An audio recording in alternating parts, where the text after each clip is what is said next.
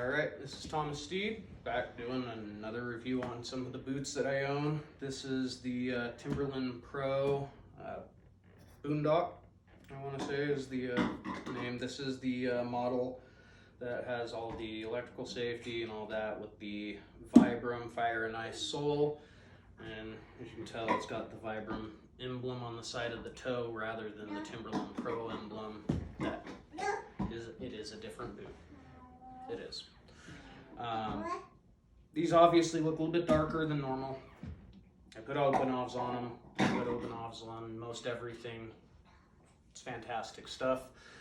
There are some boots and leathers that you do not probably want to be putting Obenovs on.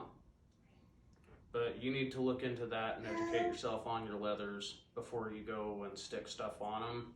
And you know, that's it's a learning process and it's a learning curve. I've made mistakes.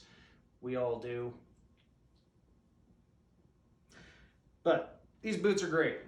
Primarily I use these actually in the winter right now for snow removal and if I'm doing any like exterior painting, anything like that, that I'm not too terribly concerned about beating them up.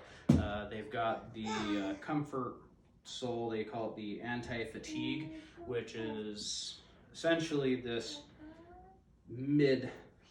it's not really a midsole, it's part of the sole that is a layer that is more of a anti-fatigue mat. Like if you've ever stood on any of those anti-fatigue mats that cashiers stand on and stuff like that, that's what that is. So it has kind of that spongy feeling.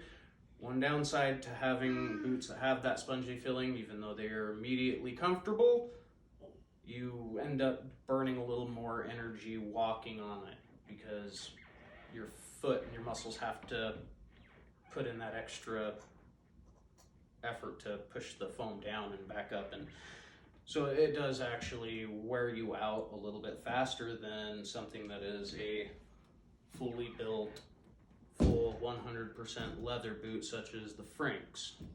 As you can tell, I kind of got a little bit of the concept of how I wanted my really nice boots to look from, you know, several different boots like this that I've seen and owned in the past with, you know, a toe cap, be it rubberized or not. But I do like that two-tone and the dark. And after I get those oiled up with some Obenovs, they'll be a bit darker. But like I said, if I was to advise churn and burn boots, cement construction, you know, stuff that's, you know, $200 and below, you'd expect, you know, a year, maybe a year and a couple of months tops before they start getting to the point that you're walking on buckets and that just don't feel good. These ones, like I said, I'm amazed they're not quite there yet.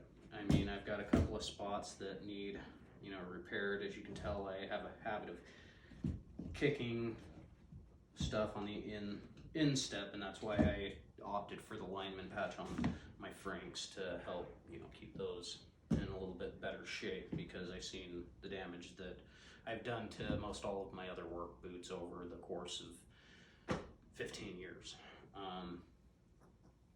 But fantastic winter boots. They're the insulated, they're 200 gram Thermalite. I will say clean socks, definitely clean socks. Most any boot that I've ever owned that had insulation, stuff like that, and it's waterproof and doesn't breathe, if you don't swap your socks off half day, you start getting swamp foot. You don't want swamp foot. If you've never had your feet stink and feel like they're starting to try and rot, don't. Change your socks. Good quality boot. Thank you very much for your time.